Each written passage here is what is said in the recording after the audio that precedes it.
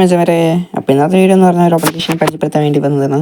അപ്പോൾ ഈ ഒരു ആപ്ലിക്കേഷൻ്റെ പേരെന്ന് പറഞ്ഞു കഴിഞ്ഞാൽ ഫാർ ഷോട്ട്സ് എന്നാണ് ആപ്പിൻ്റെ പേര്. അപ്പോൾ ആപ്പിൻ്റെ ലിങ്ക് കാര്യങ്ങളൊക്കെ ഞാൻ ഡിസ്ക്രിപ്ഷനിൽ കാര്യങ്ങളൊക്കെ കൊടുക്കാം. അപ്പോൾ ആപ്പിൻ്റെ ഇൻ്റർഫേസ് കാര്യങ്ങൾ ഇങ്ങനെയൊക്കെ ഉണ്ടാവും.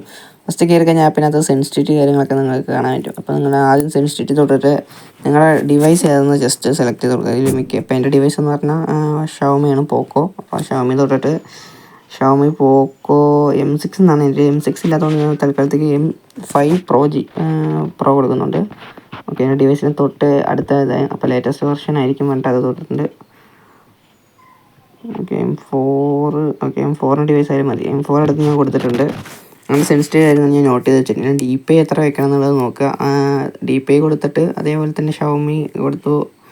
പിന്നെ പോക്കോ M6 ആയിരുന്നു കൊടുക്കുന്നുണ്ട്. ഓക്കെ, DPI പറയുന്നത് 500 DPI കാണിക്കുന്നത്. ഓക്കെ, 500 DPI കാണിക്കുന്നുണ്ട്. അതിനുശേഷം നിങ്ങൾക്ക് എയിം എന്ന് പറഞ്ഞാൽ ക്രോസ് ഹെയർ ഇല്ലേ, അത് നിങ്ങൾക്ക് സെറ്റ് ചെയ്യാനുള്ളതാണ്.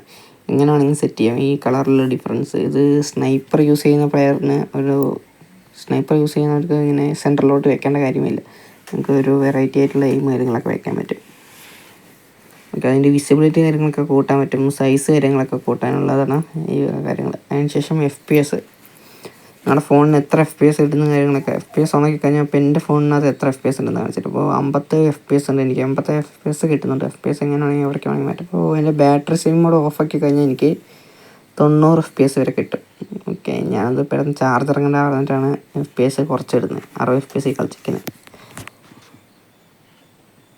ഓക്കെ, അപ്പോൾ അത്രയുള്ള FPSൻ്റെ കാര്യങ്ങളൊക്കെ FPS ഒന്നും വലിയ കാര്യമില്ല. ഓക്കെ, അതിനോട് ബാളെന്ന് പറഞ്ഞു. അപ്പോൾ ഇതാണ് നമ്മുടെ മെയിനായിട്ടുള്ളൊരു കാര്യം, ബാളെന്ന് പറഞ്ഞത്. മറ്റേ റെഡ് ഫയർ ബട്ടൺ എന്ന് നിങ്ങൾ കേട്ടിട്ടുണ്ടാവും. ഓക്കെ, മിക്ക പ്ലേയേഴ്സ് യൂസ് ചെയ്യുന്നവരത്. ഇത് ജസ്റ്റ് ഞാൻ നിങ്ങൾക്ക് കാണിച്ചു തരാൻ വേണ്ടിയിട്ടാണ്, അത് പ്രൊമോട്ട് ചെയ്യുന്നില്ല. ഓക്കെ, ഇത് ആരും യൂസ് ചെയ്ത് കളിക്കണം എന്നൊന്നും അറിയില്ല. സെൻസിറ്റിവിറ്റി കണ്ടുപിടിക്കാൻ വേണ്ടി മാത്രമാണ് ഞാൻ നിങ്ങൾക്ക് ഈ ഒരു ആപ്പിനെ കുറച്ചൊന്ന് കാണിക്കുന്നത്. കുറച്ചൊരു സെൻസിറ്റിവിറ്റി പറഞ്ഞു തരുമെന്ന് ചോദിച്ചുകൊണ്ട് മാത്രമേ ഞാൻ ഒരു ആപ്ലിക്കേഷൻ.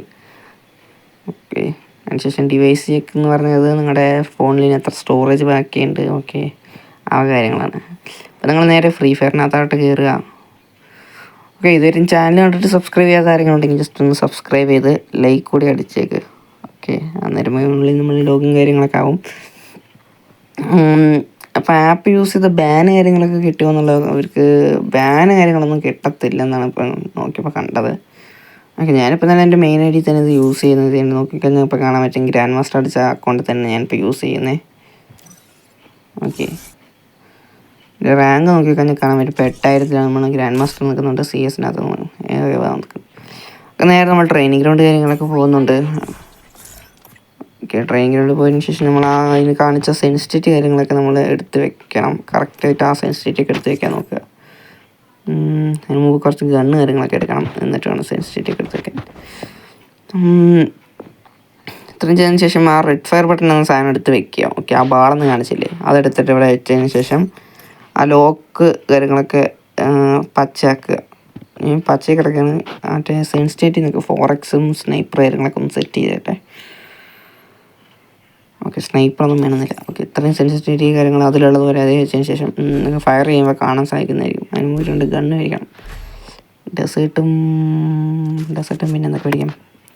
ഡെസേർട്ടും ഞാൻ ഇപ്പോൾ കാണിച്ചു തരാം. ഓക്കെ, ഇപ്പോൾ ഫയർ ചെയ്യുമ്പോൾ നോക്കിക്കോ, ഹെഡ് ഷോട്ട് കാര്യങ്ങളൊക്കെ കയറുന്നത് നമുക്ക് കാണിക്കാം.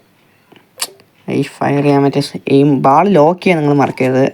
ആ ബോൾ ആ ഫയർ ബട്ടൻ്റെ അടുത്തോട്ട് വെച്ചിട്ട് ഫയർ ബട്ടൻ്റെ സൈസിൽ വെച്ചിട്ട് ലോക്ക് ചെയ്യും. ഓക്കെ, 1 2 3 4.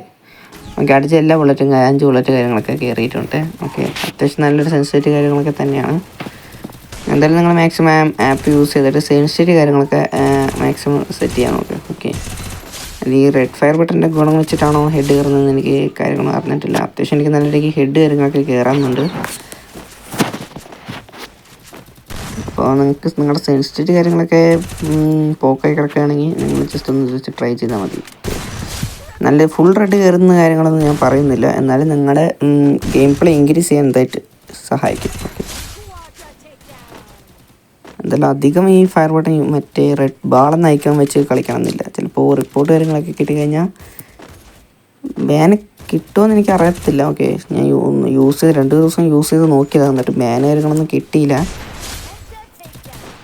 കിട്ടുമെന്ന് എനിക്കറിയത്തില്ല. ഓക്കെ, എന്തായാലും ഞാനിപ്പോൾ 4 ഇൻഡ് കാര്യങ്ങളൊക്കെ അത് വെച്ചിട്ട് എടുത്തിട്ടുണ്ട്. ഫുള്ള് ഹെഡ് കാര്യങ്ങളൊക്കെ കയറിയത്. കുഴപ്പമില്ലാത്ത രീതിക്ക് ഹെഡ് ഷോട്ട് കാര്യങ്ങളൊക്കെ കയറുന്നുണ്ട്. ഓക്കെ, സീനില്ല. എത്രയുള്ളൂ നമ്മളെ വീഡിയോ അതിൻ്റെ ചെയ്യാൻ പോകുന്ന അടുത്ത വീഡിയോ വരുന്നതായിരിക്കും. എല്ലാവർക്കും ബൈ.